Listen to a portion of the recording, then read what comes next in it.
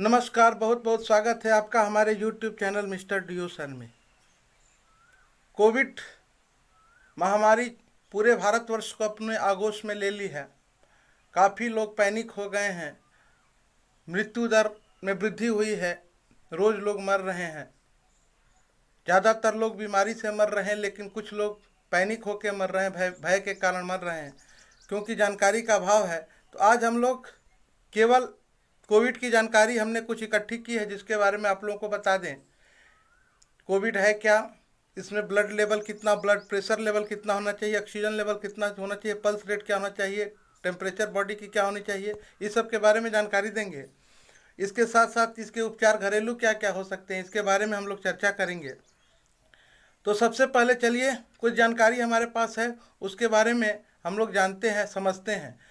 सबसे पहले शरीर में ब्लड प्रेशर कितना होना चाहिए। तो ब्लड प्रेशर के बारे में अगर हम चर्चा करें तो ब्लड प्रेशर जो है हमारे शरीर का 120/80 अगर होगा तो उसको नॉर्मल माना जाएगा। 120/80। 130 से अगर 85 है तो ये भी नॉर्मल है, इसे कंट्रोल में ही माना जाएगा। लेकिन 140/90 हो गया तो इसे कहते हैं कि इनका बीपी थोड़ा बढ़ा हुआ है। लेकिन 150/95 हो जाएगा तो इसे कहेंगे कि यह बीपी बहुत बढ़ गया है। ठीक है, पहली स्थिति आप लोग जान लीजिए।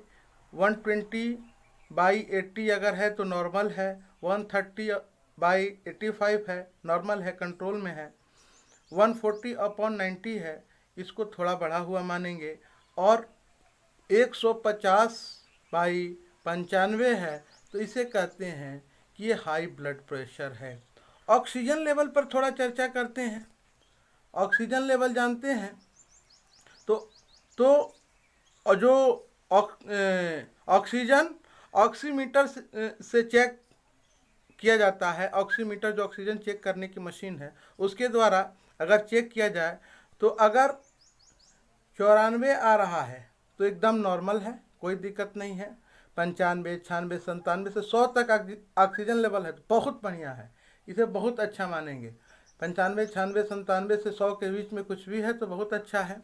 90 से 93 अगर ऑक्सीजन लेवल है तो इसे थोड़ा कहते हैं कि ये नॉर्मल से कम है, ज़रा सा कम है। लेकिन अगर 80 से 89 अगर ऑक्सीजन लेवल है तो इसका मतलब आपका बहुत कम हो गया है, आपको अब डॉक्टर के सलाह की आवश्यकता है और एडमिट होने की आवश्यकता है। ठीक है, ये तो हो गया ऑक्सीजन लेवल। आगे चलते हैं पल्स रेट के बारे में।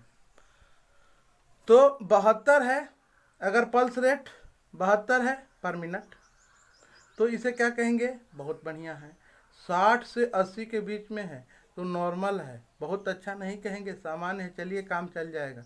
लेकिन 90 से 120 हो गया, 90 से 120 के बीच में है तो बढ़ा हुआ है आपका पल्स रेट। आपका पल्स रेट बढ़ा हुआ कब है, जब 90 से 120 के बीच में है तब। ठीक है, अब चलते हैं बॉडी टेम्परेचर के बारे में चर्चा करेंगे। अगर हम लोग डिजिटल थर्मामीटर से चेक करें और बॉडी का टेम्परेचर 92 से 98.6 फ़ारेनहाइट फीवर दिखा रहा है तो आपको बुखार है नहीं। अगर बॉडी का टेम्परेचर 92 से 98.6 दिखा रहा है तो आपको फीवर नहीं है, आप सामान्य स्थिति में हैं। अगर आपको दिखा रहा है 99.0 फ़ारेनहाइट दिखा रहा है तो आपको थोड़ा सा बुखार है। और 100 फ़ारेनहाइट से 102 फ़ारेनहाइट के बीच में दिखा रहा है, इसका मतलब आपको बहुत ज़्यादा बुखार है, आपको दवा लेने की आवश्यकता है। ठीक है, अब चलते हैं RHCT, इसके बारे में हम अभी चर्चा करेंगे, इसका मतलब क्या है। पहले ये जान लेते हैं कि चेस्ट स्कैन करने पर HRCT का रिपोर्ट अगर आता है आपका 0 से 8 के बीच में तो ये क्या है, सामान्य है। 9 से 18 के बीच में आ रहा है, मॉडरेट है इन्फेक्शन, ठीक है ना। ये मिल्ड इन्फेक्शन है कौन, 0 से 8 वाला, मॉडरेट इन्फेक्शन कौन है? 9 से 18 वाला। और 19 से अगर 25 है तो आपको गंभीर है आप, है ना, इसके लिए आपको फिर उपचार की आवश्यकता होगी। अगर मिड इन्फेक्शन है, थोड़ा सा मिल्ड है, नॉर्मल है, तो उसको आप लोग नॉर्मल घर पे दवाई उपचार करके आप इसका उपचार कर सकते हैं।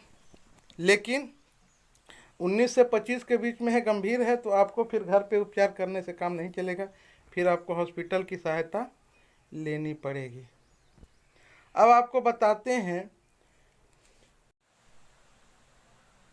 चलिए जानते हैं कि HRCT स्कोर का मतलब क्या होता है।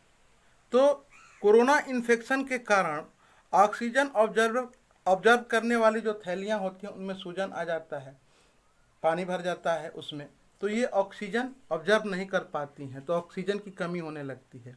तो CT स्कैन करते समय लंग्स को 25 भागों में बांट देते हैं, ठीक है, और इसके कितने भाग इन्फेक्टेड हैं इसको पता लगा के हम लोग पता करते हैं कि इसका स्कोर क्या है।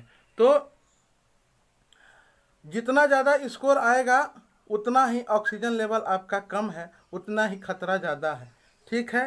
तो ये तो हुआ HRCT स्कोर। अब कोरोना के लिए कुछ घरेलू उपचार हैं जिन्हें घर में रखना है। पैरासीटामोल, ये बहुत ज़रूरी है।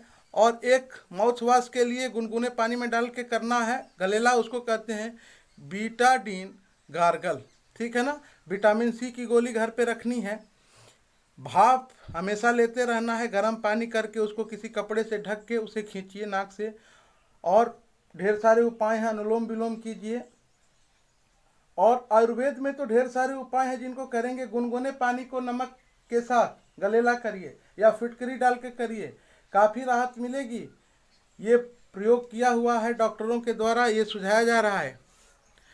तो कोरोना के 3 चरण हैं। अब पहला चरण क्या है? केवल नाक में कोरोना अगर है तो रिकवरी का समय आधा दिन होता है, ठीक है, अगर नाक में है तो। इसमें आमतौर पर बुखार नहीं होता है और इसे